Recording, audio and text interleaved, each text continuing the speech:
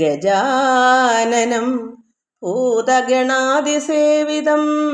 കപിത്തജംബൂഫലസാരഭക്ഷിതം ഉമാസുതം ശോകവിനാശകാരണം നമാമി വിഘ്നേശ്വരപാദപങ്കജം.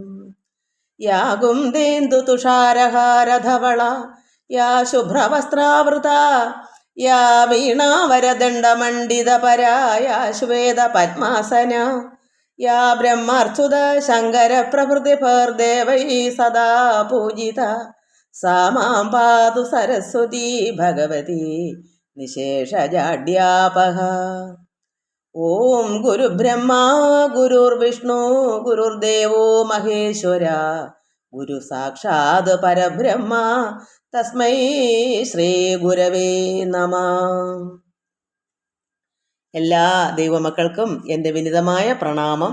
എല്ലാവർക്കും ഈശ്വരകൃപയും ശാന്തിയും സമാധാനവും ആയുരാരോഗ്യവും രോഗശാന്തി എല്ലാ നന്മകളും ഉണ്ടാകണമെന്ന് പ്രാർത്ഥിക്കുന്നു. ഓം ലോകാ സമസ്ത സുഖിനോ ഭവന്തു. ഗീതാ നായർ, ജഗദമ്മ, ബിന്ദു പ്രസന്ന, രുക്മിണി മോഹൻ, ബിജി ബിജു, പ്രസന്ന, നിർമ്മല രമേഷ്, പ്രമിള സുനിൽ, സുമ മൈലക്കാട്, ജയാനിൽ, കുമാരൻ എല്ലാവർക്കും ഈശ്വരകൃപയും ശാന്തിയും സമാധാനവും ഈശ്വരൻ നൽകണമെന്ന് പ്രാർത്ഥിക്കുന്നു. നമുക്ക് അല്പനാമം ചൊല്ലിയിട്ട് ഭാഗവതം ഇന്ന് ഏകാദശ സ്കന്ധം ബാക്കി ഉദ്ധവർക്ക് ഭഗവാൻ കൊടുക്കുന്ന ഉപദേശമാണ്. നാരായണ നാരായണ ഓം ഹരി ഹരി നാരായണ നാരായണ ഓം നാരായണ നാരായണ ഓം ഹരി ഹരി നാരായണ നാരായണ ഓം നാരായണ നാരായണ ഓം ഹരി ഹരി നാരായണ നാരായണ ഓം നാരായണ നാരായണ ഓം ഹരി ഹരി നാരായണ നാരായണ ഓം. കാരണഭൂതനായി ശ്രീ പരബ്രഹ്മമായി ലോകൈകവന്ദിതനായി ലോകപാലകനായി കാരണഭൂതനായി ശ്രീ പരബ്രഹ്മമായി ലോകൈകവന്ദിതനായി ലോകപാലകനായി നാരായണ നാരായണ ഓം ഹരി ഹരി നാരായണ നാരായണ ഓം നാരായണ നാരായണ ഓം ഹരി ഹരി നാരായണ നാരായണ ഓം. ദുഃഖിതർക്കാശ്രയമായി വിഗ്രഹം എടുത്തവനേ സർവസാക്ഷിയായി ലോകർക്കു ഗുരുവായി ദുഃഖിതർക്കാശ്രയമായി വിഗ്രഹം എടുത്തവനേ സർവസാക്ഷിയായി ലോകർക്കു ഗുരുവായി നാരായണ നാരായണ ഓം ഹരി ഹരി നാരായണ നാരായണ ഓം നാരായണ നാരായണ ഓം ഹരി ഹരി നാരായണ നാരായണ ഓം. ഏകാത്മാവായ നിന്നും ഉള്ളത്തിൽ വസിക്കണമേ ലോകപാലകനേ എന്നും ശാന്തി നൽകണമേ. ഏകാത്മാവായി എന്നും ഉള്ളത്തിൽ വസിക്കണമേ ലോകപാലകനേ എന്നും ശാന്തി നൽകണമേ. ഏകാത്മാവായ സത്യം നാനാത്വമായറിഞ്ഞു നാനാത്വമായതിനെ ഏകത്വമായറിഞ്ഞു മംഗളദായകനേ മോക്ഷദായകനേ ആനന്ദപ്രിയനേ ഭക്തവത്സലനേ മംഗളദായകനേ മോക്ഷദായകനേ ആനന്ദപ്രിയനേ ഭക്തവത്സലനേ നാരായണ നാരായണ ഓം ഹരി ഹരി നാരായണ നാരായണ ഓം നാരായണ നാരായണ ഓം ഹരി ഹരി നാരായണ നാരായണ ഓം. നമ്മൾ ഏകാദശ സ്കന്ധം കഴിഞ്ഞ പ്രാവശ്യം നമ്മൾ വായിച്ചത് ഭഗവാനോട് ഭക്തിയിൽ പെട്ടെന്നതിനെ ഭഗവാനെ പ്രാപിക്കാൻ പറ്റും എന്ന് ഭഗവാൻ പറഞ്ഞു കൊടുക്കുന്നതാണ്. എങ്ങനെയെന്നാൽ അബ്ധി സമുദ്രത്തിൽ എങ്ങനെയാ നദികൾ ചെന്ന് ചേരുന്നത്, അത് മൽഭക്തമാരായൊരു നദികൾക്കെല്ലാം മഹത് അബ്ധിയായിടും എന്നെ, സമുദ്രമാകുന്ന എന്നെ. അത് പരമാത്മാവ് സമുദ്രമാണെന്ന് പറഞ്ഞു. എല്ലാത്തിൻ്റെയും ജലത്തിൽ വെച്ച് നോക്കുമ്പോൾ നദികളും തോടുകളും എല്ലാം വെച്ച് നോക്കുമ്പോൾ ഭഗവാൻ എന്താ സമുദ്രത്തിലുണ്ട്. അപ്പോൾ ആ സമുദ്രത്തിൽ നദികൾ എങ്ങനെയാണ് ചെന്ന് ചേരുന്നത്? കാമിനി ജാരൻ തന്നെ പ്രാപിച്ചതും പോലെ രഹസ്യമായി ഒഴുകി ഒഴുകി ഒഴുകി അവർ ചെന്നങ്ങ് എത്തും. അതുപോലെ നമ്മൾ എന്ത് ചെയ്യണം? ഭഗവാനെ ഗൂഢമായി രഹസ്യമായി ധ്യാനിച്ച് ഭഗവാനോട് നന്നായി അപേക്ഷ കൊടുത്ത് ആരും അറിയില്ല.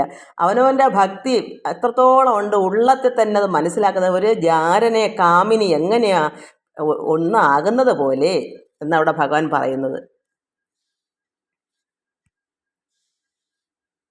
തെളിയുന്നില്ല.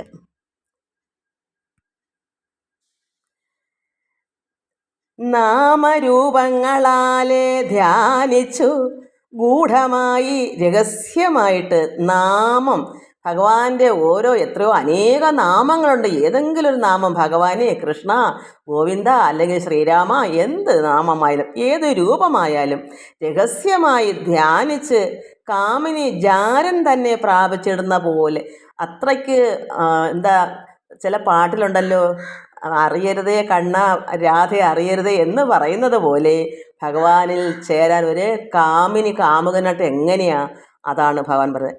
മൽ രൂപപ്രാപ്തന്മാരായ ബ്രഹ്മമാം മൽ പദത്തെ വിദ്രുതം പ്രാപിക്കുന്നു ഭക്തി കൊണ്ടെല്ലാവരും. അപ്പം പെട്ടെന്ന് തന്നെ ഇങ്ങനെ മൽ രൂപപ്രാപ്തന്മാരായി ഇങ്ങനെയുള്ള ഭഗവത് ഭക്തന്മാരെല്ലാം ബ്രഹ്മമാം മൽപദത്തെ ഭഗവാനെ തന്നെ പെട്ടെന്ന് വിദ്രുതം പ്രാപിക്കുന്നു ഭക്തി കൊണ്ടെല്ലാവരും. ഭക്തി കൊണ്ടാണ് പരമാത്മാനെ സർവ്വപേർക്കും പ്രാപിക്കാൻ പറ്റുന്നത്. അതിനാൽ ഉദ്ധവ കേളെന്നുടെ ഭക്തി തന്നെ മതി മുക്തിയെ സാധിച്ചിടുവാനറിഞ്ഞാലും. അതുകൊണ്ട് ഭഗവാൻ പറയുന്നു, ഉദ്ധവ അത് മതി, നിന്റെ ഭക്തി മതി, എന്നോട് ഭക്തി മാത്രം മതി, നിനക്ക് മുക്തിയും കിട്ടും.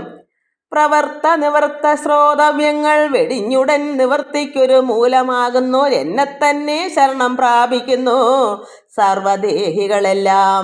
ഈ ലോകത്തിൻ്റെ പ്രവൃത്തി കർമ്മങ്ങളെല്ലാം നിവർത്തിപ്പെട്ട് പരമാത്മാവിൽ ചേരുന്ന എല്ലാം ഇങ്ങനെ ശരണം പ്രാപിക്കുന്നു.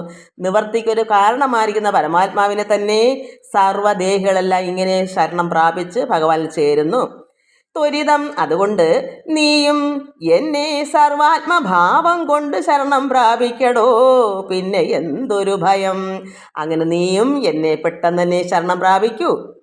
നമ്മൾ ഓരോ മക്കളും ഇങ്ങനെ ചിന്തിക്കണം. പരമാത്മാവിൽ ഐക്യഭാവേന മോക്ഷം നൂനം. അങ്ങനെ ഐക്യം എപ്പോൾ ഉണ്ടാകും? എന്താണ് ഐക്യം? രണ്ടുപേരും ഒന്നാവുക. ഭക്തനും ഭഗവാനും ഒന്നായി ചേരുമ്പോഴാണ് ഐക്യം എന്ന് പറയാം.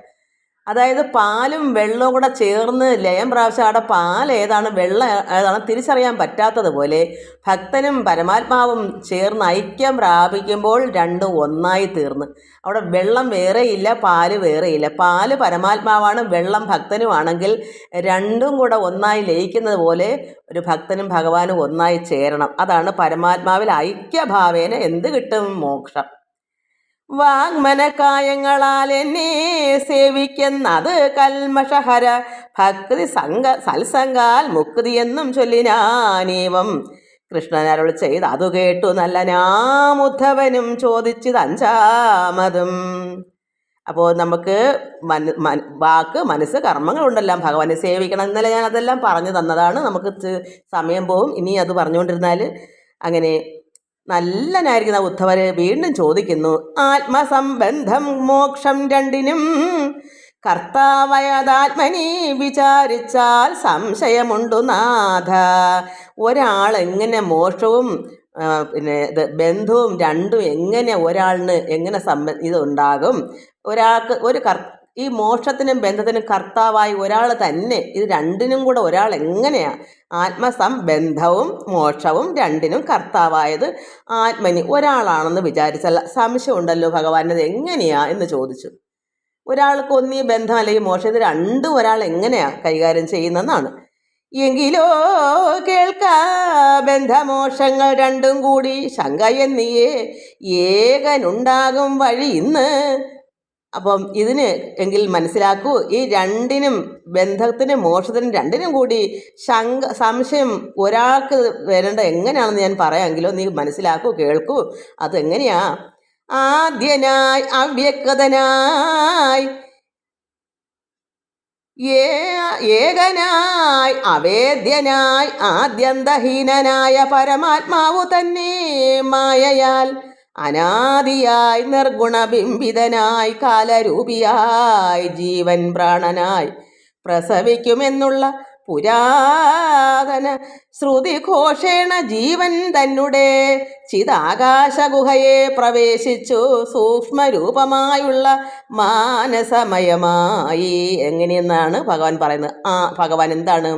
ആദ്യനാണ്, വ്യക്തമില്ലാത്ത ഭഗവാൻ. ഏകനാണ്, ഒരേ ഒരു പരബ്രഹ്മമാണ്. രണ്ടില്ലാത്ത ഈശ്വരൻ ഏകനാണ്. അവേദ്യനാണ്, അന്തഹീനനാണ് ഭഗവാൻ. ആദിയും അന്തവും ഇല്ലാത്ത പരബ്രഹ്മമാണ്.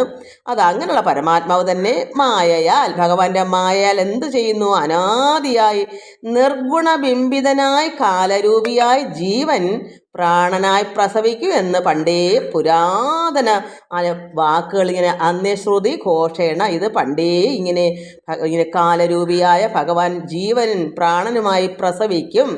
ഇങ്ങനെയുള്ള പുരാതനമായി ശ്രുതി ഘോഷണ അന്നേ ഉള്ള വാക്കുകൾ ഇങ്ങനെ പറഞ്ഞ് കേട്ട്, അതായത് ശ്രുതി ഘോഷണ എന്ത് ചെയ്യുന്നു? അങ്ങനെ ജീവൻ തന്നുടെ ചിതാകാശ ഗുഹയെ പ്രവേശിച്ചു. ജീവനും പ്രാണനും അങ്ങനെ എവിടെ ചെന്നു? ചിതാകാശ ഗുഹയെ. നമ്മൾ ഓരോരുത്തരും ജനിക്കാൻ എങ്ങനെ സംഭവിക്കും എന്നാണ് ഇവിടെ ഭഗവാൻ പറയുന്നത്. എനിക്കതിനെ തിരിച്ചങ്ങ് പറഞ്ഞു തരാൻ അറിയത്തില്ല, എങ്കിൽ ഇതിൽ കിടക്കുന്ന നോക്കി ഒരു യുക്തി കൊണ്ട് പറയാം. അതുകൊണ്ട് ഭഗവാൻ ഇത് പണ്ടേ ഇങ്ങനെ കേട്ടിട്ടുണ്ടല്ലോ. അതായത് ആദ്യന്തഹീനനായിരിക്കുന്ന ആദിയും അന്തവും ഇല്ലാത്ത പരബ്രഹ്മം മായയാൽ, ഭഗവാൻ തന്നെ മായയാൽ അനാദിയായി നിർഗുണബിംബിതനായി കാലരൂപിയായി ജീവൻ പ്രാണനായി, നമ്മളെ ജീവനും പ്രാണനും കൂടെ ഒന്നായി പ്രസവിക്കും എന്നുള്ള പുരാതന ശ്രുതി. പണ്ടേ ഇങ്ങനെ ഒരു ശ്രുതി ഉണ്ട്. ഈ വാക്ക് അത് ഘോഷേണ എന്ത് ചെയ്തു? അത് ജീവൻ തന്നെ ചിതാകാശ ഗുഹയെ പ്രവേശിച്ചു. പ്രാണനും ജീവനും കൂടെ ചിതാകാശ ഗുഹയെന്ന് പറഞ്ഞാൽ അത് പ്രത്യേക ഒരു നമ്മൾ ആത്മീയമായി ധ്യാനിക്കുന്ന ഒരു ഗുഹയുണ്ടല്ലോ. അങ്ങനെ ഇത് ഒന്നായി ലയിച്ച് അവിടെ പ്രവേശിച്ചിട്ട് സൂക്ഷ്മരൂപമായുള്ള മാനസമയമായി, അതായത് സൂക്ഷ്മരൂപം വെച്ചാൽ അതായത് കുഞ്ഞു കുഞ്ഞു കുഞ്ഞു കുഞ്ഞു മനസ്സിനകത്ത് ലയം പ്രാപിക്കുന്നതിനാണ്. അത് ഒരു വെറും ചെറുതായ ഒരു അംശം മനസ്സുമായിട്ട് ലയം പ്രാപിച്ച് അതിനെനിക്ക് പറഞ്ഞുതരാനൊരു അതിനൊരു അർത്ഥമുള്ള വാക്കെനിക്ക് കിട്ടുന്നില്ല. ഈ ചിതാകാശ ഗുഹയെ പ്രവേശിക്കണമെങ്കിൽ നമ്മളെ സൂക്ഷ്മ രൂപമായുള്ള മാനസമയമായി ചേർന്നും കൊണ്ടാണ് ചിതാകാശ ഗുഹയെ ജീവനും പ്രാണനും കൂടെ പ്രവേശിക്കുന്നത്. അങ്ങനെ പ്രവേശിച്ചിട്ട് പെട്ടെന്ന് തന്നെ എന്ത് ചെയ്യുന്നു? തൽക്ഷണം മാത്രകളായും സ്വരസൂത്രവർണ്ണ രൂപാതി ഘ്രാണവും. അപ്പം പെട്ടെന്ന് അങ്ങനെ ചിതാകാശ ഗുഹയെ പ്രാണനും ജീവനും കൂടെ മാനസമയമായി ലയിച്ച് ഒരു സൂക്ഷ്മ രൂപത്തിലാണ്. അതിന് വെറും ചെറുതിന് എത്രമാത്രം ചെറുതാ അത്രമാത്രം അംശമായി മാനസമായി ലയിച്ച് ചേർന്നിട്ട് പെട്ടെന്ന് മാത്രകളായും സ്വരസൂത്രവർണ്ണ രൂപാതി, മാത്രകളായും സ്വരങ്ങളായും സൂത്രങ്ങളായും വർണ്ണങ്ങളായും ഇത് ചെയ്യുന്നു. ഘ്രാണവും രസരൂപ സ്പർശന ശ്രുതികളും മാനസേ സങ്കല്പ വിജ്ഞാന അഭിമാനങ്ങളും ഈ വക പൂർവകർമ്മരതിയാലുണ്ടായി വരും. അങ്ങനെ നമ്മുടെ ഉള്ളത്തിൽ കഴിഞ്ഞ പൂർവ്വജന്മങ്ങളിലുള്ള കർമ്മത്തിൻ്റെ വാസനകളെ പറ്റിയാണ് പറയുന്നത്. ഘ്രാണവും, നമ്മുടെ ഉള്ളത്തിൽ ഘ്രാണമുണ്ട്, രസമുണ്ട്, രൂപമുണ്ട്, സ്പർശന ശ്രുതികളുണ്ട്. ഇതൊക്കെ എല്ലാം കൂടെ കലർന്നതാണ് നമ്മുടെ ശരീരം. അപ്പം ഇങ്ങനെ നമ്മൾ മാനസേ സങ്കല്പ വിജ്ഞാന അഭിമാനങ്ങളുമായിട്ട് കഴിഞ്ഞ ജന്മങ്ങളിൽ അത് ഈ വക എല്ലാം കൂടെ പൂർവ്വകർമ്മ രതിയാൽ ഉണ്ടായി വരും. എത്രത്തോളം മനസ്സ് അതിലേക്ക് ആഗ്രഹിച്ച് ഇപ്പം രൂപം അല്ലെങ്കിൽ വിജ്ഞാനം, അഭിമാനം, എനിക്ക് വലിയ അഭിമാനം, ഇങ്ങനെയെല്ലാം നമ്മൾ കഴിഞ്ഞ ജന്മങ്ങളിൽ ഇങ്ങനെ നേടി നേടി വെച്ചേക്കോ രതി. എന്തെങ്കിലും നമുക്ക് വേണമെങ്കിൽ അതിനെപ്പറ്റി ഇങ്ങനെ രതി രതി രതി അതിൽ തന്നെ സങ്കല്പിച്ച് ഇങ്ങനെ കഴിഞ്ഞു കൂടിയിട്ടായിരിക്കും നമ്മുടെ ശരീരം വെടിയുന്നത്. അപ്പോൾ ആ രതി എന്ന് പറയുന്നത് അതിൽ തന്നെ അങ്ങ് ആഗ്രഹിച്ചിരിക്കുകയാണ്. അത് ഘ്രാണത്തിലും രസം, രൂപം, സ്പർശനം, ശ്രുതി, മാനസ, ഇതെല്ലാം മനസ്സിലെ സങ്കല്പം. ഇങ്ങനെ നമ്മൾ ഇപ്പം തന്നെ നമുക്ക് ചിന്തിക്കാം, നമ്മളിപ്പം തന്നെ എന്തെല്ലാം സങ്കല്പിച്ച് കൂട്ടി വെച്ചേക്കും. എനിക്ക് ഇന്നത് വേണം, അത് വേണം, എല്ലാവരെക്കാളും മെച്ചമാവണം, വലിയ വലിയ ധനികനാവണം, അല്ലെങ്കിൽ വലിയൊരു പാട്ടുകാരനാവണം, അല്ലെങ്കിൽ മറ്റെന്തെങ്കിലും വിജ്ഞാനം വേണം, അല്ലെങ്കിൽ അഭിമാനം വേണം. ഇങ്ങനെ നമ്മൾ കരുതി ഇരിക്കുമ്പോഴായിരിക്കും നമ്മുടെ ശരീരം വെടിയുന്നത്. ഈ സങ്കല്പങ്ങളാണ് പിന്നെ എന്ത് വരുന്നത്, ഈ വക പൂർവ്വകർമ്മരതിയാൽ ഉണ്ടായി വരും. അതെല്ലാമാണ് നമ്മൾ അടുത്ത ജന്മത്തിലേക്ക്, ഇപ്പം എന്തെല്ലാം നമ്മുടെ ഉള്ളത്തിലുണ്ടോ ഇതെല്ലാം കൂടെ കൊണ്ടാണ് നമ്മൾ അടുത്ത ജന്മത്തിലേക്ക് ഇങ്ങനെ മാനസമയമായി ലയിച്ച് മാത്രകളായും സ്വരങ്ങളായും വർണ്ണങ്ങളായും ഇങ്ങനെ ജനിച്ചു വരുന്നതെല്ലാം ഈ ആഗ്രഹങ്ങളാണ്, ഈ മനസ്സിൻ്റെ സങ്കല്പങ്ങളാണ്. അങ്ങനെയാണ് നമ്മൾ ഈ ജന്മം ജനിച്ചു വരുന്നത്. അല്ലെങ്കിൽ അടുത്ത ജന്മം നമ്മൾ ഇതെല്ലാം കൂടെ കൂട്ടി കൂട്ടി കൂട്ടി കണക്ക് കൂട്ടി വെച്ചതെല്ലാം കൂടെ ചേർന്നാണ് അടുത്തൊരു ജന്മം കർമ്മം അങ്ങനെ വരും. ജീവനും അതിനാലേ ബലവുമുണ്ടായി വരും. അന്നേരം നമ്മൾ ജനിക്കുന്ന ജീവന് ഇതെല്ലാം കാരണം ബലവും ഉണ്ടാവും. ഇത്രയും കാരണങ്ങൾ നമ്മുടെ ശരീരത്തിന് ഉണ്ടാക്കിക്കൊണ്ടാണ് അവിടോട്ട് ഇറങ്ങുന്നത്, ഭൂമിയിലേക്ക് ഇറങ്ങുന്നത്. ഇതെല്ലാം നമ്മൾ കരുതി കൂട്ടി വെച്ചേക്കുക. അതല്ലേ നമ്മുടെ കർമ്മങ്ങളുടെ വാസനകളാണ് വീണ്ടും ജനിച്ചു വരുന്നതെന്ന്. ഇത് ഭഗവാൻ ഇത് എങ്ങനെയാണ് ബന്ധവും മോക്ഷവും ഒരാൾക്ക് തന്നെ വരുന്നതിനെപ്പറ്റി പറഞ്ഞു കൊടുക്കുകയാണ് ഈ ഉദ്ധവർക്ക് ഭഗവാൻ. അങ്ങനെ ജീവനും അതുകൊണ്ട് നമ്മളിപ്പോൾ ഒരു കുട്ടി ജനിച്ചു വരുമ്പോൾ ഈ കാരണങ്ങൾ കൊണ്ട് നമുക്ക് ബലം കൂടി വരും. എന്തെല്ലാം വാസനകളാണ് നമ്മുടെ ഉള്ളത്തിലുള്ളത്, അതാണ് നമ്മുടെ ബലം. അതിനെ മാറ്റാൻ ആർക്കും സാധ്യമല്ല. അത് സാധകം കൊണ്ട് ഇതിൽ നിന്നെല്ലാം വിട്ടുപിരിയാൻ, ഇതിൽ നിന്നെല്ലാം വിരമിക്കാൻ, മുക്തനാവാൻ പ്രത്യേക കർമ്മങ്ങൾ ചെയ്താണ് മാറ്റിയെടുക്കുന്നത്. പക്ഷേ ഇതെല്ലാം കൊണ്ടുമാണ് നമ്മൾ ഭൂമിയിലേക്ക്, അതായത് ഈ അവിദ്യയാകുന്ന ഭൂമി, ഇതാണ് അവിദ്യ എന്ന് പറയുന്നത്. എല്ലാം കൂടെ കൂട്ടിക്കൂട്ടി ഒരു കെട്ടാക്കിക്കൊണ്ടാണ് നമ്മൾ ശരീരം എടുത്ത ഭൂമിയിലേക്ക് വരുന്നത്. അതുകൊണ്ട് ജീവനും അതിനാലെ ബലവും ഉണ്ടായി വരും. എങ്ങനെയാണെന്ന് വെച്ചാൽ വാത അഗ്നി വിയത്തുക്കൾ അന്യോന്യം ബന്ധങ്ങളാൽ ഛേദന ഉളവാകും സ്ഥൂല സൂക്ഷ്മ അംശങ്ങൾക്കും. വാത അഗ്നി, വായുവും അഗ്നിയും വിയത്ത് ആകാശത്തിൽ അന്യോന്യം ബന്ധങ്ങളാൽ ഛേദന ഉളവാകുന്നത് പോലെ എങ്ങനെ സ്ഥൂല സൂക്ഷ്മ അംശങ്ങൾക്കും. എങ്ങനെയെന്ന് വെച്ചാൽ അരണി കരണങ്ങളാൽ, അരണി എന്ന് പറയുന്ന ഒരു തടി, അത് മതിച്ചിടുന്ന നേരം, അരണി കരണങ്ങളാൽ മതിച്ചിടുന്ന നേരം ത്വരിതം അതിലണുവായുണ്ട അഗ്നി പോലെ. എങ്ങനെയാണ് അരണി കരണങ്ങളാൽ മതിച്ചിടുന്ന നേരം, അതായത് ഞാൻ മുമ്പൊക്കെ പറഞ്ഞു തന്നിട്ടുണ്ട്, ഈ ഒരു ഗുരു മേലും ശിഷ്യൻ കീഴേ, അത് ഈ തടി വാളുകൊണ്ട് അറക്കുമ്പം കുഞ്ഞു കുഞ്ഞു ഒരു സൂചി മൊന ഒരു 100 പങ്കിട്ടാൽ എത്രമാത്രം ഉണ്ടാവും. അതുപോലെ ഈ സ്ഫുരി ഇങ്ങനെ ഈ കൊച്ചു കൊച്ചു അഗ്നികൾ ഇങ്ങനെ പറക്കുന്നതായിട്ട് നമുക്ക് തോന്നൂലേ. അതുപോലെ എന്തോ ഒരു അരണി എന്ന് പറയുന്ന ഒരു തടിയാണ്.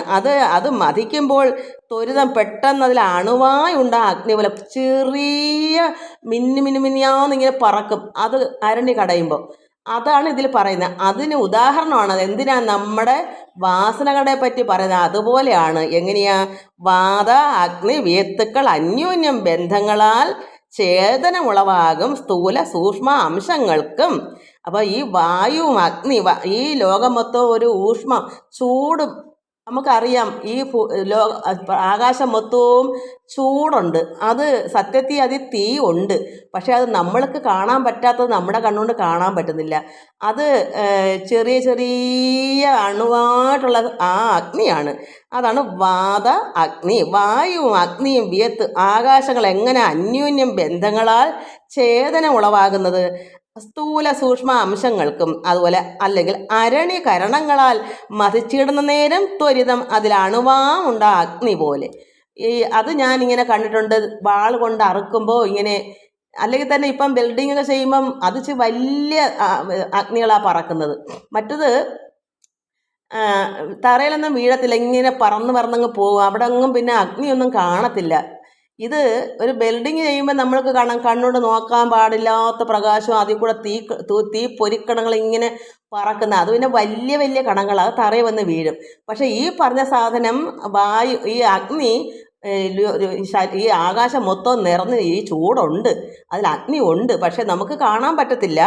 അത് ഒന്നിച്ച് മതിച്ചിടുന്നേരം ഇങ്ങനെ ത്വരിതം അത് അണുവാം, ചെറിയ ചെറിയ അണുപോലുണ്ട് അഗ്നി പോലെ. അത് എന്തിനാ അത് പറയുന്നത്? അതുപോലെ ഈ വണ്ണം എന്താണ് നമ്മുടെ ഉള്ളത്തിൽ സത്വരജസ്തമസാം വികാരേണ ജീവനും കർമ്മഭേദാൽ ബ്രഹ്മാവാദികളായി ഭവിക്കുന്നിതു ബഹുവിധമായി മായയാലേ. ഈ പറഞ്ഞ ഒരു ഉദാഹരണം പോലെ നമ്മുടെ ഉള്ളത്തിൽ ഈ മാനസമയമായി നമ്മുടെ ഉള്ളത്തിൽ സത്വവും രജസ്സും തമസും ആകുന്ന വികാരങ്ങളാണ് ഈ സ്ഫുരണ പോലെ, ഈ പ്രകാശത്തിൽ നിന്ന് അഗ്നി ഇങ്ങനെ സ്ഫുരിച്ച് പറക്കുന്നത് പോലെ നമുക്ക് ഈ 3 തരം വികാരങ്ങൾ സത്വവും രജസ്സും തമസും കൊണ്ടാണ് നമ്മൾ വന്നേക്കുന്നത് ഭൂമിയിലേക്ക്. ഇത് എല്ലാ മനുഷ്യരും പ്രകൃതിയിൽ ആർക്കും ഉള്ളതാണ്. ഈ 3 ഗുണങ്ങളിൽ എല്ലാം ഇല്ലെങ്കിലും ഏതെങ്കിലുമൊക്കെ നിറഞ്ഞിരിക്കുക. അത് ഈ പറഞ്ഞ ഉദാഹരണം ഈ അണുവായിട്ട് എങ്ങനെയാണ് ഈ അഗ്നി ഇങ്ങനെ പറപറാന്ന്, എന്ത് എനിക്ക് പറയാൻ എനിക്ക് വാക്ക് വരുന്നില്ല മക്കളെ. ഞാനിത് കണ്ടിട്ടുള്ളത്, ഇതിന് വലുതായിട്ട് പറയുമ്പോൾ ഞാൻ ഈ വെൽഡിങ് ഒക്കെ ചെയ്യുമ്പോൾ തന്നെ അത് പറക്കുന്നത് പോലെ തന്നെയാണ് അരണി കടയുമ്പോൾ അത് പിന്നെ തറയിലെങ്ങും കുഞ്ഞായിട്ട് അത് അവിടെ തന്നെ അങ്ങ് നിൽക്കുക. അത് ആകാശത്ത് തന്നെ അങ്ങ് നിൽക്കത്തേ ഉള്ളൂ, തറയിലെങ്ങും വീഴാനില്ല. അത്രയ്ക്ക് ലോലമാണ്, അണുവാണ്. അതുപോലെയാണ് നമ്മുടെ സത്വ രജ തമസ്. സത്വഗുണവും രജോ ഗുണവും തമോ ഗുണവും എന്താ വികാരങ്ങൾ.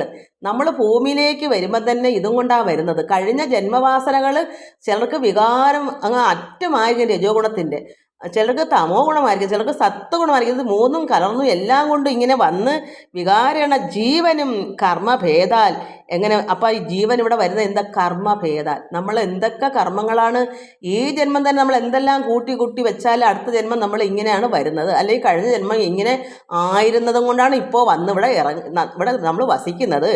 അത് എങ്ങനെ വരുന്നു? കർമ്മഭേദാൽ ഈ ജീവനും ബ്രഹ്മാവാദികളായി ഭവിക്കുന്നത്. നമ്മൾ ബ്രഹ്മാവ് തൊട്ട് ഒരു പുൽക്കൊടി വരെയുള്ള എല്ലാ അണുവായിട്ടിരിക്കുന്ന എല്ലാ ജീവനും ഇവിടെ ഇങ്ങനെ വന്നേക്കുക. ബ്രഹ്മാവ് ഇവിടുത്തെ ഒരു അണു തൊട്ട് ബ്രഹ്മാവ് വരെ ഈ വികാരം കൊണ്ട്, ഈ സത്വവും രജസ്സും തമസും കൊണ്ട് ഇങ്ങനെ ഭവിക്കുന്നത് ബഹുവിധം മായയാല്.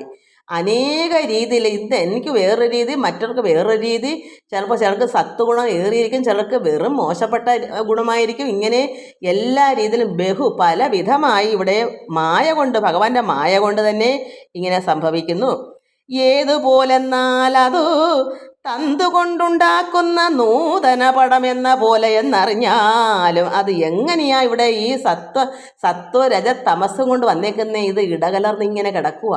അതെനിക്കൊരു യുക്തി കൊണ്ട് പറയുന്നതാണ്. ഇതിൻ്റെ സത്യം ഇതാണെന്ന് എനിക്കറിയില്ല. കാരണം നമുക്ക് തന്നെ അറിയാം, എനിക്കിന്ന് ഇപ്പം രജോ ഗുണവും തമോ ഗുണവും ഉണ്ടെന്ന് കൂട്ടിക്കോ. എനിക്ക് രജോ ഗുണം കിട്ടുന്നത് പോരാന്നുകൊണ്ട് എന്നാൽ യാതൊരു വിവരമില്ല, അന്ധകാരത്തിൽപ്പെട്ട് ഉഴലുമാണ്. അപ്പോൾ എനിക്ക് തമോ ഗുണമുണ്ട്, രജോ ഗുണമുണ്ട്. പക്ഷേ ഇതെങ്ങനെയാ? ഏതുപോലെ എന്നാലും തന്ത് കൊണ്ടുണ്ടാക്കുന്ന നൂതന പടം എന്ന പോലെ എന്നറിഞ്ഞാൽ തന്ത് നൂല് കൊണ്ട് എന്താ നൂതന പടം? ഒരു വസ്ത്രം നെയ്ത് ഉണ്ടാക്കും. നൂല് കൊണ്ടാണ് വസ്ത്രം നെയ്യുന്നത്. അത് എങ്ങനെയാണ്? നൂതന പടം എന്ന പോലെ എന്നറിയാം. കർമ്മ ആത്മാവായി സംസാര തരുവായി മേവുന്ന പരമാത്മാ മായയ ജീവനായി. അതായത് നമ്മൾ നൂതന പടം എന്ന് പറയുന്നത് ഒരു വസ്ത്രം നെയ്ത് വെക്കണമെങ്കിൽ അതിന് ഊടും പാവും വേണം. വസ്ത്രം വെറുതെ നൂല് കൊണ്ട് വെറുതെ ഒരു വസ്ത്രം ആകില്ല. അതിന് തെക്കോട്ടും വടക്കോട്ടും അതായത് തെക്കും എന്താ പറയുക, തിരിച്ചും പിരിച്ചുമൊക്കെ പാവും ഓടും.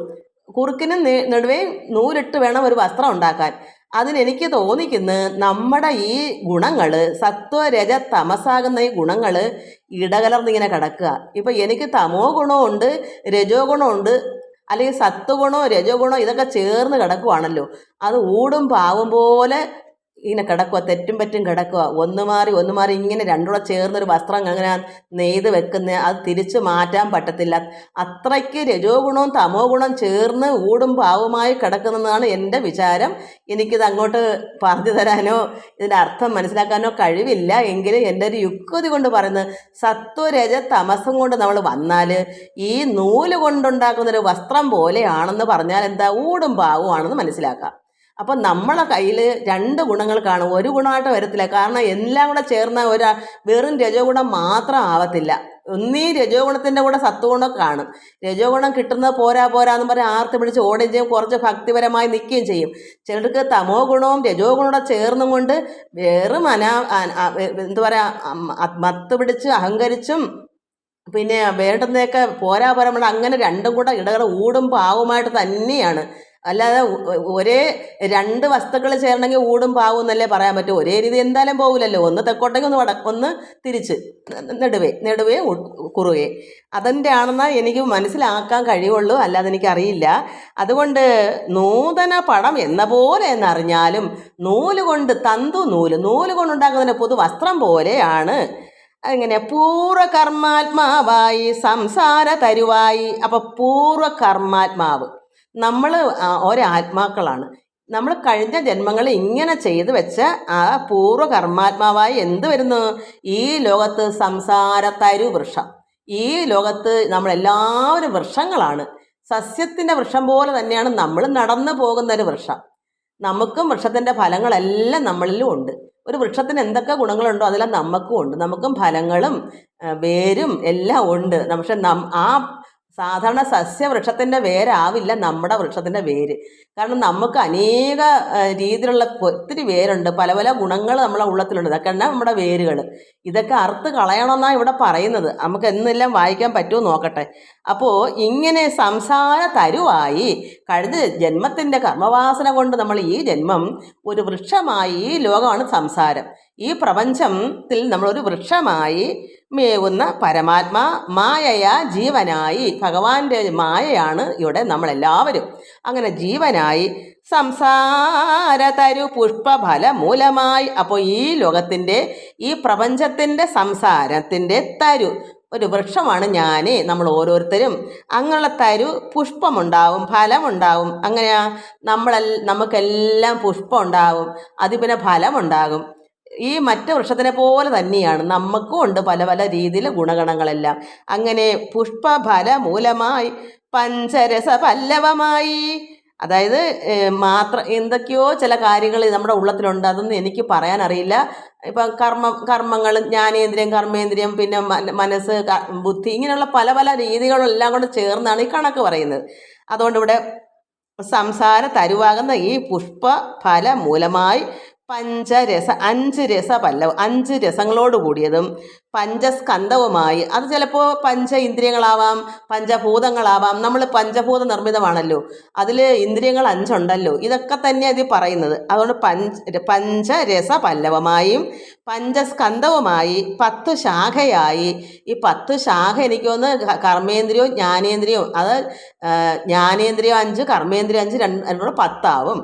10 ശാഖയായി 12 ഇലയായി ത്രിനാടിയായി. അപ്പം നമുക്ക് ഈ 12 ഇല എന്താണെന്ന് എനിക്കറിയാം. ഒരു വൃക്ഷത്തിൻ്റെ 12 ഇല, അതും ഇതുപോലെ എന്തോ ഒരു കണക്കാണ്. അത് എവിടെയൊക്കെ കിടപ്പുണ്ട്, നോക്കിയാൽ കിട്ടും. അപ്പോൾ അത് എവിടെയൊക്കെയാണെന്ന് എനിക്കറിയില്ല. ത്രിനാടിയായി, അത് എനിക്ക് ത്രിനാടി വെച്ചാൽ നമുക്ക് വാദപിത്ത കഫം കൊണ്ടാണ് നമുക്ക് ത്രിനാടി. അത് നമ്മളെല്ലാ ശരീരത്തിലും ഉണ്ട്, വാദവും പിത്തവും കഫവും. ഇത് നമ്മുടെ ശരീരത്തിൻ്റെ ഘടനയാണ്. അതുകൊണ്ട് ത്രിനാടിയായി വിസ്തൃതമായി 3 വൽക്കലമായി 2 ഫലമായിരിക്കുന്ന ഈ 3 വൽക്കലമായി 2 ഇങ്ങനെയെല്ലാം ഇത് 3ൻ്റെ കണക്ക് സത്വരജ തമസെന്ന ഗുണങ്ങളാണോ എന്താണ്ടാണ്. അതും 2 ഫലം. എന്താ നമ്മുടെ ഫലം? നമുക്കുണ്ട് ഫലങ്ങൾ. വൃക്ഷത്തിൻ്റെ ഫലം ഇപ്പം മാവിൽ മാങ്ങയാണെങ്കിൽ, ചക്ക പ്ലാവിലാണെങ്കിൽ, തെങ്ങിൽ തേങ്ങയാണ് അതിൻ്റെ ഫലമെങ്കിൽ നമുക്കുണ്ട് ഫലം, സുഖ ദുഃഖം എന്നുള്ള ഫലങ്ങൾ. അപ്പം നമുക്ക് സുഖവും ദുഃഖവും എന്നുള്ള 2 ഫലങ്ങളാണ് നമുക്ക് എപ്പോഴും. ഒരു മനുഷ്യൻ്റെ യഥാർത്ഥ ഫലം എന്താണ്? സുഖവും ദുഃഖവുമാണ്. അപ്പോൾ 2 ഫലമായിരിക്കുന്ന സംസാര ദേഹവൃക്ഷം, ഈ പ്രപഞ്ചത്തിലെ ദേഹമാകുന്ന വൃക്ഷം ആകുന്ന ഫലത്തെ നന്നായി ആശിച്ചിടുന്നു ഗ്രാമേശ്വരൻ. ഇങ്ങനെ ഈ പ്രപഞ്ചത്തിൽ ഇങ്ങനെയാണ് ഒരു ഗ്രാമേശ്വരൻ ഇത് ഭക്ഷിക്കുന്നത്. ഈ നമ്മൾ ഓരോ വൃക്ഷമാണ്, ഈ സംസാര തരുവാണ് ഒരു ഗ്രാമേശ്വരൻ എന്ന് പറഞ്ഞാൽ. ഇവിടെ ഈ ലോകത്തിൽ ഇന്ദ്രിയങ്ങളുമായിട്ട് കഴിഞ്ഞുകൂടുന്ന നമ്മളെല്ലാവരും ഗ്രാമേശ്വരന്മാരാണ്. നമ്മളെല്ലാം ഇങ്ങനെ ഭക്ഷിക്കുന്നു ഒരു ഫലം, ഒരു വൃക്ഷം. എന്നാൽ അതിൽ നിന്ന് ഒരുവൻ ഫലം ഭക്ഷിക്കാതെ കണ്ട് അരണ്യത്തിൽ ഇരുന്നിടുന്നത് ഏകഭക്തനായി സദാകാലം. എന്നാൽ ഇതൊന്ന് ഒരുവൻ എന്ത് ചെയ്യുന്നു? നമ്മൾ സംസാരത്തിൽ ഇങ്ങനെയാണ് ഇവിടെ കഴിഞ്ഞു കൂടുന്നത്. മറ്റു വൃക്ഷത്തിനെ പോലെ തന്നെ നമ്മളിവിടെ ഓരോ വൃക്ഷങ്ങളാണ്. ഗ്രാമേശ്വരൻ എന്ന് പറയുന്നത് നമ്മളെല്ലാവരും ഈ രീതിയിലാണ് ഇവിടെ കഴിഞ്ഞു കൂടുന്നത്. ഇങ്ങനെ ഫലങ്ങൾ, സുഖവും ദുഃഖവും ദുരിതങ്ങളും കഷ്ടപ്പാടും ഇതെല്ലാം ഇത്രയും കാരണങ്ങൾ കൊണ്ടുണ്ടാക്കുന്ന ദേഹത്തിലിരുന്നുകൊണ്ട് സർവ്വ ദുഃഖ ദുരിതങ്ങളും സുഖദുഃഖങ്ങളും എല്ലാം പുണ്യപാപങ്ങളും ഇതൊക്കെയാണ് ഇത് പറഞ്ഞ കണക്കുകൾ. ഇത് ഏതൊക്കെയാണ് ഇതിൻ്റെ കണക്കെന്ന് ഇതെല്ലാം കൂടെ ചേർന്നതാണ് നമ്മുടെ ശരീരം. ഈ ശരീരത്തെ ഇങ്ങനെ നമ്മളൊരു ഗ്രാമേശ്വരൻ, ഇതൊന്നും ഈശ്വരനെ ഒന്നും അറിയുന്നില്ല ഇതിനകത്ത്. നമ്മളെല്ലാം ഇങ്ങനെ എന്തൊക്കെയോ കാട്ടിക്കൂട്ടി കഴിഞ്ഞു കൂടുന്നു. ഇതിലെന്നാൽ ഒരുവൻ എന്ത് ചെയ്യുന്നു? ഒരുവൻ ഫലം ഭക്ഷിക്കാതെ കണ്ട് അരണ്യത്തിൽ ഇരുന്നിടുന്നത് ഏകഭക്തനായി സദാകാലം. ഒരുവൻ ഈ ഫലമൊന്നും ഭക്ഷിക്കുന്നില്ല. ഈ ലോക ചിന്തയിൽ ഇരുന്നും കൊണ്ട് ഇതൊന്നും വേണ്ടാതെ അദ്ദേഹം എന്ത് ചെയ്യുന്നു? അരണ്യത്തിൽ, കാനനത്തിൽ, വനത്തിൽ പോയി ഇരുന്നിടുന്നു ഏകഭക്തനായി സദാകാലം. ഒരുപാട് കാലം ഒരു ഭക്തൻ ഇതിൽ നിന്നെല്ലാം ഒഴിഞ്ഞു മാറി വനത്തിൽ പോയി കഴിയുന്നു. എന്നാൽ ഗ്രാമേശ്വരൻ എന്ത് ചെയ്യുന്നു? നമ്മളെല്ലാവരും ഈ ഭൂമിയിൽ സുഖമായാലും ദുഃഖമായാലും പാപമായാലും പുണ്യമായാലും എന്തൊക്കെ ആണെങ്കിലും നമ്മൾ ഇവിടെ കഷ്ടപ്പെട്ടൊക്കെ കഴിഞ്ഞങ്ങ് കൂടുക. എങ്ങനെയൊക്കെ കഴിഞ്ഞ കർമ്മവാസന കൊണ്ട് ഇങ്ങനെ കഴിഞ്ഞു കൂടുന്ന ഗ്രാമേശ്വരൻ എന്ന് വെച്ചാൽ നമുക്കൊക്കെ ഇന്ദ്രിയങ്ങൾ അടങ്ങാത്തവരാ. നമുക്ക് ഇന്ദ്രിയത്തിൻ്റെ പുറകെ അത് വേണം ഇത് വേണം എന്നെല്ലാം കണ്ടതും കേട്ടതും പറയുന്ന രസനേന്ദ്രിയം ഇതെല്ലാം കൊണ്ട് അനുഭവിച്ച് ഭക്ഷിച്ച് നമ്മളിങ്ങനെ ഈ സംസാര തരുവായി, ഈ പ്രപഞ്ചത്തിലെ ഒരു വൃക്ഷമായി നമ്മളിവിടെ ഗ്രാമേശ്വരനായിട്ട് ഇങ്ങനെ കഴിയുന്നു. കിട്ടിയത് പോരാതെയും വന്നും പോയി ഇങ്ങനെ ദുഃഖപ്പെട്ടും ദുരിതപ്പെട്ടും ഒന്നും അറിയാതൊരു മൃഗത്തിനെ പോലെ ഇങ്ങനെ കഴിഞ്ഞു കൂടുന്നു. ഇന്ദ്രിയങ്ങളെ അടക്കാതെ കഴിയുന്നു. ഒരുവനാണെങ്കിൽ ഫലം ഭക്ഷിക്കാതെ, ഈ കാര്യങ്ങളൊന്നും തിരിച്ചറിയാതെ, ഒന്നും വേണ്ടാതെ, ഇതെന്നെല്ലാം വിരമിച്ച് ഈ ലോകത്തിൽ നിന്നെല്ലാം വിടുതൽ മാറ്റി ഒരു ഭക്തൻ എവിടെ പോയിരിക്കുന്നു? കാനനത്തിൽ, കാട്ടിൽ, വനത്തിൽ പോയി ഇരുന്നിടുന്ന ഏകഭക്തനെ ഒരേ ഒരാൾ ഇങ്ങനെ പോയി ഇരിക്കുന്നു സദാകാലം. പരമാത്മാവ് തന്നെ വനവാസിയാം അവൻ പിരിഞ്ഞു ഗ്രാമേശ്വരൻ ജീവാത്മാവറിയ നീ. അപ്പോൾ ഇരിക്കുന്ന സദാകാലം ഇരിക്കുന്ന ആൾ ആരാണ്? പരമാത്മാവ്. അദ്ദേഹത്തിൻ്റെ ഉള്ളിൽ ഗ്രാമേശ്വരൻ ഇല്ല. നമ്മളെപ്പോലുള്ള ഈ ലോക ചിന്തകൾ അദ്ദേഹത്തിൻ്റെ ഉള്ളത്തിൽ ഗ്രാമേശ്വരൻ ഇല്ല. അത് പിരിഞ്ഞിട്ട് അദ്ദേഹത്തിൻ്റെ ഉള്ളത്തിൽ വനവാസിയായി പോയിരിക്കുന്ന ആളുടെ ഉള്ളത്തിൽ പരമാത്മാവ് മാത്രമേ ഉള്ളൂ. പരമാത്മാവ് തന്നെ വനവാസിയാം അവൻ എന്ത് ചെയ്യുന്നു? ആരെ പിരിഞ്ഞു? ഗ്രാമേശ്വരനെ, ഇന്ദ്രിയങ്ങളെ. നമുക്കാണ് ഇന്ദ്രിയങ്ങൾ കൊണ്ട് ഇങ്ങനെ തികയാതെ ഓട്ടം. അത് വേണം നമ്മൾ പിടിച്ചു പറിച്ച് കിട്ടാനോ ഇതിനുമൊക്കെ ഇങ്ങനെ നടന്ന് ബുദ്ധിമുട്ടി കഴിഞ്ഞുകൂടുന്ന ഗ്രാമേശ്വരനായിരിക്കുന്ന നമ്മളെ, ഈ ഭക്തനായിരിക്കുന്ന ഒരുത്തൻ വനത്തിൽ പോയി പരമാത്മാവായി ഇരിക്കുന്നു. അവിടെ ഈ ഗ്രാമേശ്വരൻ എന്നെല്ലാം ഒഴിഞ്ഞു മാറി പിരിഞ്ഞിരിക്കുക, ബന്ധം പിരിഞ്ഞിരിക്കുക. ഇന്ന് ഒരു ആൾ കല്യാണം കഴിച്ചാൽ ഭർത്താവും ഭാര്യയായിട്ട് അങ്ങോട്ടും ഇങ്ങോട്ടും തമ്മിൽ എനിക്ക് ഭാര്യയുടെ ഇഷ്ടപ്പെടുന്നില്ലെന്ന് പറഞ്ഞ് ഭർത്താവ് പിരിഞ്ഞ് മാറി പോകുന്നത് പോലെ, അല്ലെങ്കിൽ ഭർത്താവിനെ പിരിഞ്ഞ് ഭാര്യ മാറുന്നത് പോലെ ഇവിടെ ഗ്രാമേശ്വരനെ പിരിഞ്ഞിരിക്കുന്നു. ഗ്രാമേശ്വരൻ ജീവാത്മാവ്. എന്നിട്ട് പരമാത്മാവ് തന്നെ വനവാസിയാം അവൻ പിരിഞ്ഞു ഗ്രാമേശ്വരൻ ജീവാത്മാവറിയ നീ. അപ്പോൾ ജീവാത്മാവിനാണ് ഇവിടുത്തെ ഈ ആഗ്രഹങ്ങളെല്ലാം ഇങ്ങനെ വേണമെങ്കിൽ ഇരിക്കുന്നത്. അദ്ദേഹം എന്ത് ചെയ്യുന്നു? അതിൽ നിന്നെല്ലാം മുക്തനായി വനത്തിൽ പോയി കഴിയുന്നു. ഇങ്ങനെ ഇരിക്കുന്ന സംസാര വൃക്ഷം തന്നെ മംഗല സത്വഭക്തി ജ്ഞാന വെൺമഴുകൊണ്ടു ധീരനായവൻ ഉടൻ ഛേദിച്ചു കളഞ്ഞിടും ധൈര്യേണ പരമാത്മാ ജീവൈക്യബോധാലഹോ. ഇങ്ങനെ നമ്മൾ എന്ത് ചെയ്യണം? ഇങ്ങനെ പിരിഞ്ഞ് ഗ്രാമേശ്വരനെ ജീവാത്മാവ് എന്ത് ചെയ്യണം? ഇതിനെ പിരിഞ്ഞ് പരമാത്മാവ് മാത്രമായി ഇങ്ങനെ ഇരിക്കുന്ന സംസാര വൃക്ഷം തന്നെ, ഈ സംസാരമായിരിക്കുന്ന ഈ ലോകത്തിലെ ഈ വൃക്ഷം ഇങ്ങനെ പിരിഞ്ഞ് ഇരിക്കുന്ന മംഗല സത്വഭക്തി ജ്ഞാന വെൺമഴ കൊണ്ട് മംഗളകരമായ സത്വഗുണം, അതായത് രജോ ഗുണം തമോ ഗുണം കളഞ്ഞിട്ട് സത്വഗുണത്തിൻ്റെ സത്വഭക്തി ജ്ഞാനം, ഭക്തി കൊണ്ട് അറിവ് നേടി ഈ എന്താ പറയുക, പരമാത്മാവായി ഇരിക്കുന്ന അദ്ദേഹം മംഗല സത്വഭക്തി ജ്ഞാനമായിരിക്കുന്ന വെൺമഴു എന്ന് പറഞ്ഞാൽ ഇവിടെ കോടാലി എന്ന് പറയുന്നത് ജ്ഞാനമാകുന്ന കോടാലി, അറിവാകുന്ന കോടാലി. അറിവ് നേടി വരുമ്പോൾ ആ കോടാലി കൊണ്ട് ധീരനായി അവനുടൻ ഛേദിച്ച് കളഞ്ഞിടും നമ്മളെ. ഈ ഇന്ദ്രിയ ഗ്രാമേശ്വരനായിരിക്കുന്ന നമ്മുടെ ഉള്ളത്തിലെ ഈ വേണ്ടാത്ത ചിന്തകളും അനാവശ്യമായിരിക്കുന്ന കാമക്രോധാദി ആഗ്രഹങ്ങളും ഇതൊക്കെയും ഛേദിച്ച് കളയുന്ന എന്തുകൊണ്ടാണ്? അറിവാകുന്ന, അതായത് ജ്ഞാനമാകുന്ന കോടാലി, വെൺമഴു. ഒരു വൃക്ഷം കോടാലി കൊണ്ട് ഛേദിക്കുന്നത് പോലെ നമ്മുടെ ഉള്ളത്തിലിരിക്കുന്ന വേണ്ടാത്തത് മൊത്തവും ഛേദിച്ച് കളയുന്നത് എന്തുകൊണ്ടാണ്? ഇരുമ്പാകുന്ന കോടാലിയല്ല, ജ്ഞാനമാകുന്ന അറിവാകുന്ന കോടാലി കൊണ്ട് ഛേദിച്ച് കളയുന്നു. അങ്ങനെ നല്ല ധീരനായിട്ട് അവൻ എന്ത് ചെയ്യുന്നു? ഈ വെൺമഴു കൊണ്ട് ഛേദിച്ച് കളഞ്ഞിടും. ധൈര്യേണ, അത്രമാത്രം ധൈര്യേണ പരമാത്മാ ജീവൈക്യബോധാലഹു. അങ്ങനെ അദ്ദേഹം എന്തായി വരുന്നു? പരമാത്മാ ജീവ ഐക്യബോധം, ജീവാത്മാ പരമാത്മാ ഐക്യം പ്രാപിക്കുക. അതായത് ഐക്യമില്ലാതെ പരമാത്മാവ് ലയം പ്രാപിപ്പില്ല. നമ്മുടെ ജീവാത്മാവെന്നും പരമാത്മാവെന്നും പറഞ്ഞ രണ്ട് ഏകമായി ഒന്നായി ലയിക്കുന്ന ഒരു അനുഭൂതിയാണ് ഐക്യം പ്രാപിക്കുക. അതാണ് ഭക്തി കൊണ്ട് നമുക്ക് ഐക്യം പ്രാപിക്കുക, അല്ലെങ്കിൽ നമുക്ക് മോക്ഷമില്ല എന്ന് പറയുന്നത് ഇതാണ്. ഇതെടുത്ത് ഉദ്ധവർക്ക് ഭഗവാൻ പറഞ്ഞു കൊടുക്കുക.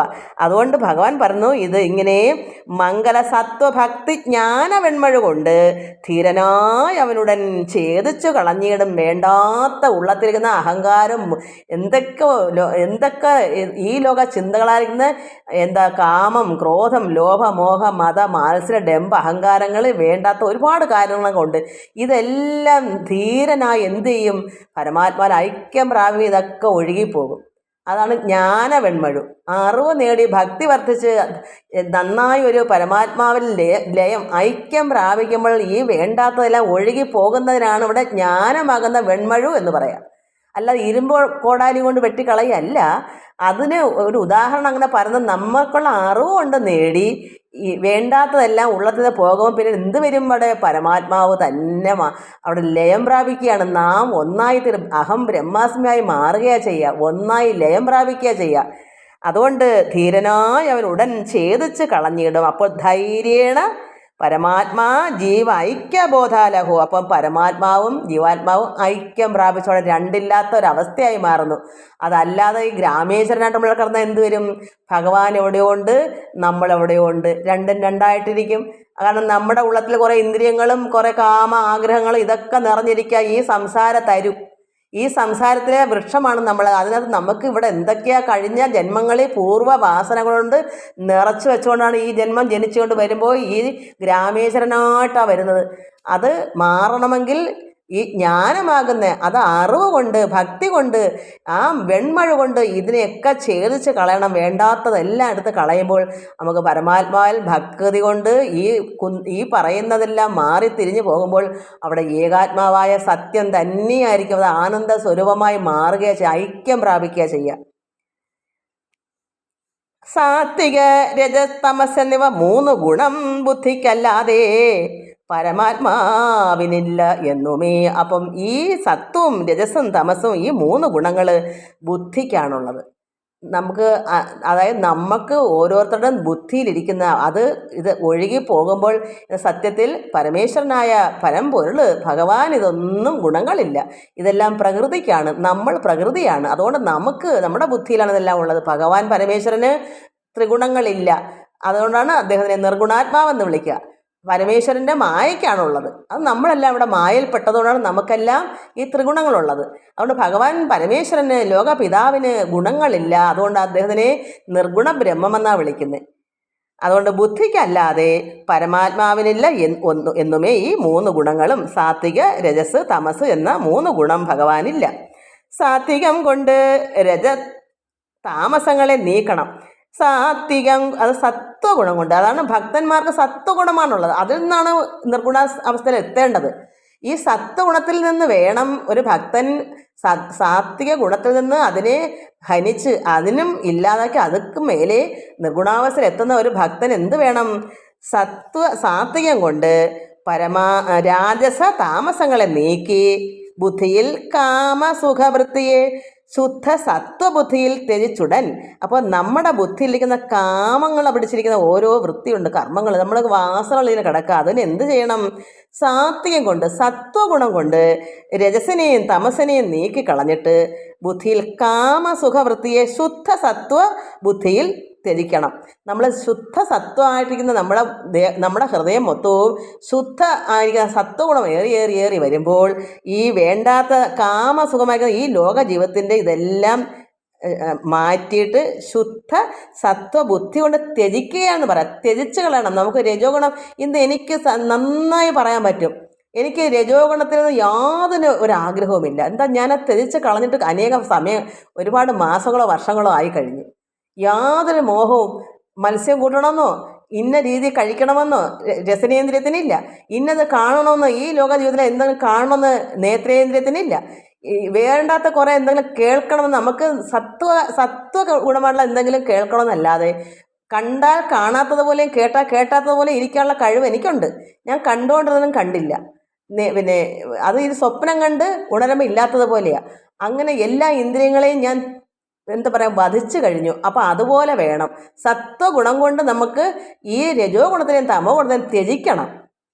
അതുകൊണ്ട് ബുദ്ധിയിൽ കാമസുഖവൃത്തിയെ ശുദ്ധ സത്വബുദ്ധിയിൽ ത്യജിച്ച് എന്നിട്ട് എന്ത് വേണം? ഉടൻ ധർമ്മവാനായിട്ട് ഏറ്റവും ശുദ്ധനായുള്ള പുമാൻ നിർമ്മല ഭക്തനായി. അപ്പോൾ എന്തായി വരും അങ്ങനെയുള്ള ഒരാൾ? അങ്ങനെ ത്യജിക്കുമ്പോൾ ഈ വേണ്ടാത്ത രജസും തമസും ത്യജിക്കുമ്പോൾ ധർമ്മവാനാകും. ഭക്തിയും ജ്ഞാനം അറിവും എല്ലാം വരുമ്പോൾ നല്ല ധർമ്മവാനായിട്ട് ഏറ്റവും ശുദ്ധനായുള്ളൊരു പുമാൻ. അപ്പോൾ ഏറ്റവും ശുദ്ധനായി മാറുന്ന അങ്ങനെയുള്ള പുരുഷൻ നിർമ്മല ഭക്തനായി ത്രിഗുണ അതീത ഭക്തി ഉപാസന കൊണ്ട് അന്നേരം നിർമ്മല ഭക്തനായി വരുമ്പോൾ എന്ത് വരും? സത്വഗുണവും അങ്ങ് മാറും. അപ്പോൾ എങ്ങനെ? ത്രിഗുണ അതീതം, രജത്തിൻ്റെയും തമസും കഴിഞ്ഞ് സത്വഗുണം കൊണ്ടാണ് ഇങ്ങനെ നേടി വരുന്നതെങ്കിലും പിന്നെ അദ്ദേഹം എന്ത് വരുന്നു? അങ്ങനെ പുരുഷൻ ത്രിഗുണ അതീതം, ഈ ഗുണത്തിനെല്ലാം അതീത ഭക്തി ഉപാസന. അപ്പം ഗുണത്തിന് അതീതം, അതായത് ത്രിഗുണത്തിന് സത്വഗുണത്തിനും അതീതനായി അതിൻ്റെ ഒരു ഭക്തി കൊണ്ടുള്ള ഉപാസനയാണ്. പിന്നെ എപ്പോഴും ആ ഉപാസനയിൽ തന്നെ, ആ ധ്യാനത്തിൽ തന്നെ ഇരുന്ന് കൊണ്ട് ഗുണവിഗതനായി അധർമ്മം നശിച്ചു. അങ്ങനെ വരുമ്പോൾ അദ്ദേഹത്തിൻ്റെ സർവ്വ അധർമ്മങ്ങൾ എന്തെല്ലാം ഉണ്ടോ ഒരു അണുപോലും ഇല്ലാതെ എല്ലാം നശിച്ച് എന്ത് വരും? ധർമ്മവാനായി. അദ്ദേഹം നല്ല ധർമ്മവാനായിട്ട് ആഗമാർത്ഥ പ്രശസ്തനായി പ്രജാ ദേശ കാലം ആപക കർമ്മ ധ്യാന മന്ത്ര സംസ്കാരം ജന്മം പത്തിക ഗുണം സാത്വികത്തിനുള്ളൊരു ഹേതു വൃത്തിയായി നിന്ദിക്കുന്നു രജസ് താമസങ്ങളെ. ഇങ്ങനെ ആയൊരു പുരുഷൻ അവസാനം ഈ 10 ഗുണങ്ങളുള്ള സാത്വികത്തിനുള്ള ഹേതു കാരണം കൊണ്ട് എന്ത് വരുന്നു? എല്ലാ രജസിനെയും തമസിനെയും നിന്ദിച്ച്, കാരണം എനിക്കിപ്പം നിന്ദിച്ച് പറയാൻ പറ്റും. രജോ ഗുണം നമ്മൾ അതിൽ തന്നെയാണ് വളർന്ന് വന്നത്. രജോ ഗുണം കൊണ്ടൊക്കെ തന്നെ നമ്മൾ ഒരു സമയം വരെ 10-40 വയസ്സ് വരെയൊക്കെ നമ്മൾ അത് വേണം ഇത് വേണം എന്ന് ആഗ്രഹിച്ച് തന്നെ വന്നത്. തമോ ഗുണം എന്ന് വെച്ചാൽ വെറും അന്ധകാരമാണ്. അപ്പോൾ ഇതിനെല്ലാം നമ്മൾ നിന്ദിച്ച് പറയും. നമുക്കിതൊന്നും കൊള്ളില്ല എന്ന് തന്നെ പറയാം. അത് ധർമ്മവാനായ ഈ ഗുണത്തിനെല്ലാം അതീതനായ ഒരു നിർഗുണാത്മാവായി മാറുകയാണ് ചെയ്യുന്നത് ഈ ശുദ്ധ ഭക്തൻ. അപ്പോൾ പത്തിക ഗുണം സാത്വികത്തിനുള്ളൊരു ഹേതു അത് ആ കാരണം കൊണ്ട് നിന്ദിക്കുന്നു രജസ് താമസങ്ങളെ. ഈ രജോ ഗുണവും തമോ ഗുണത്തെ നിന്ദിച്ച് ത്യജിച്ച് കളയുന്നു. സാത്വിക ഗുണം അന്യമാ ഗുണങ്ങളെ ചിത്തത്തിൽ ഉപാസിക്കുന്ന ഉള്ളതില്ല പുമാൻ. ഒരു പുമാൻ അപ്പോൾ എന്ത് ചെയ്യുന്നു? സാത്വിക ഗുണം അന്യമാം, സാത്വിഗുണം ഒഴിച്ച് അന്യമാ ഗുണങ്ങളെ, ബാക്കി എന്ത് ഗുണങ്ങളായ രജസും തമസും ഈ ഗുണങ്ങളെല്ലാം ചിത്തത്തിൽ മനസ്സിൽ ഉപാസിക്ക എന്നുള്ളതില്ല പുമാൻ. അങ്ങനെയുള്ളൊരു ഭക്തൻ മനസ്സിൽ കാണത്തുപോലുമില്ല. രജസ് എന്താണെന്നോ തമസെന്നോ അറിയാൻ മേത്ര അവസ്ഥയായി മാറിക്കഴിയുക ഇപ്പം. അത് സത്യമായ കാര്യമാണ്. നമുക്ക് അതിനെപ്പറ്റി ചിന്തയേ ഇല്ല. എന്താണ് രജോ ഗുണം? കാരണം ഒന്നും നമുക്ക് വേണ്ട. ഈ ലോകത്ത് ഒന്നും നോക്കിയിട്ട് ഈ സംസാരത്തിൽ ഈ പ്രപഞ്ചത്തിൽ നിന്ന് നമുക്ക് ഒന്നും ആവശ്യമില്ല. അപ്പോൾ അതിനെ തള്ളിക്കളഞ്ഞതല്ലേ അർത്ഥം. പിന്നെ തമോ ഗുണം പിന്നെ നമുക്ക് ഒന്നും ചിന്തിക്കാൻ പോലും കഴിയില്ല. അപ്പോൾ ഇത് രണ്ടും എന്ത് ചെയ്യുന്നു? മാറ്റിപ്പിടിച്ചു. ഒരു ഒരു ഭക്തൻ, അത് സത്വത്തിനും അതീതനായ നിർഗുണാത്മാവായ ഒരു ഒരു ശുദ്ധ ഭക്തൻ ഈ ചിത്തത്തിൽ ഉപാസിക്ക എന്നുള്ളതില്ല. ഈ മറ്റു ഗുണങ്ങളെ ഒന്നും വേണ്ട വേണ്ട വേണ്ട. എന്തെങ്കിലും പോണോ പോണ്ട, എന്തെങ്കിലും വേണോ വേണ്ട, എന്തെങ്കിലും കാണണോ കാണണ്ട, എന്തെങ്കിലും കഴിക്കണോ വേണ്ട, വിശക്കുമ്പം കൈ കിട്ടുന്ന എന്തെങ്കിലും അത്രയേ ഉള്ളൂ, വേണമെന്നുള്ള ചിന്തയേ ഇല്ല. ഇങ്ങനെയാണൊരു ഇതിൽ നിന്ന്, അതാ ഭഗവാൻ എത്ര ഉപദേശം, എന്തൊരു നല്ലൊരു ഉപദേശമായത്. ചിത്തത്തിൽ ഉപാസയ്ക്ക് സാത്വിക ഗുണം എന്നീ അന്യമ, സാത്യഗുണം ഒഴിച്ച് മറ്റന്യ ഗുണങ്ങളെ രജസനും തമസിനെയും ചിത്തത്തിൽ മനസ്സിൽ ഉപാസിക്ക എന്നുള്ളതില്ല പുമാൻ. ഒരു ഭക്തനായ ഒരു ഭക്തൻ, അതായത് ഒരു സത്വഗുണക്കാരൻ ചിന്തിക്കത്ത് പോലും ഇല്ല, ഉപാസിക്കത്തില്ല. കാരണം മനസ്സിൽ ചിന്തിക്കുന്നതാണ് ഉപാസന, മനസ്സിൽ ചിന്തിക്കത്ത് കൂടിയില്ല. എന്താ അങ്ങനെ ഗുണമുണ്ടെന്ന് ചിന്തിക്കെന്താ? നമ്മൾ എന്തെങ്കിലും ആഗ്രഹമാണല്ലോ, രജോ ഗുണം വെച്ചാൽ ആഗ്രഹമാണ്. ഒരു ആഗ്രഹം ഇല്ലാത്തവൻ എങ്ങനെ ചിന്തിക്കും? സത്വവൃത്തിയാൽ ധർമ്മം, ധർമ്മത്താൽ ജ്ഞാനം, പിന്നെ സിദ്ധമാമപ്പോൾ സ്മൃതി വിസ്മൃതികളും തീരും. ഒട്ടും തെളിവില്ല എനിക്കിതൊക്കെ വായിക്കാൻ. അതുപോലെ കണ്ണിൻ്റെ കുഴപ്പമാണോ, കണ്ണുനീരുണ്ട്. അങ്ങനെ സത്വവൃത്തിയാൽ, അപ്പോൾ ഈ സത്വകർമ്മം കൊണ്ട്, സാത്വിക കർമ്മം കൊണ്ട് എന്ത് വരുന്നു? ആ ഒരു വൃത്തി കൊണ്ട് സത്വത്തിൽ നിന്ന് നമ്മൾ എന്തായി മാറിക്കഴിഞ്ഞു? ഒരു നിർഗുണാവസ്ഥ. അപ്പോൾ എന്ത് പറയുന്നത്? ധർമ്മം. അപ്പോൾ സത്വവൃത്തി കൊണ്ട് ധർമ്മം, ധർമ്മത്താൽ എന്ത് കിട്ടുന്നു? ജ്ഞാനം, അറിവ്. പിന്നെ സിദ്ധമാ, അപ്പോൾ അങ്ങനെ അതെല്ലാം നമുക്ക് സിദ്ധിക്കുമ്പോൾ, അതായത് സത്വവൃത്തി കൊണ്ട് ധർമ്മം കിട്ടി, ധർമ്മം കൊണ്ട് ജ്ഞാനം വന്നു, ജ്ഞാനം കിട്ടുമ്പോൾ, സിദ്ധമാകുമ്പോൾ സ്മൃതിയും വിസ്മൃതികളൊക്കെ തീരും. എങ്ങനെയാണെന്ന് വെച്ചാൽ, വേണു സംഘർഷാൽ വന്നി ജ്വലിച്ചു വേണുവനം, ക്ഷീണത എന്നീ ദഹിച്ച് അഗ്നിയും ശമിക്കുമ്പോൾ, ഗുണവൈവരി ത്യജ വേദ ജീവാത്മ കർമ്മ ഗുണസത്വവും ഭക്തി ജ്ഞാനവും നശിക്കുന്നു.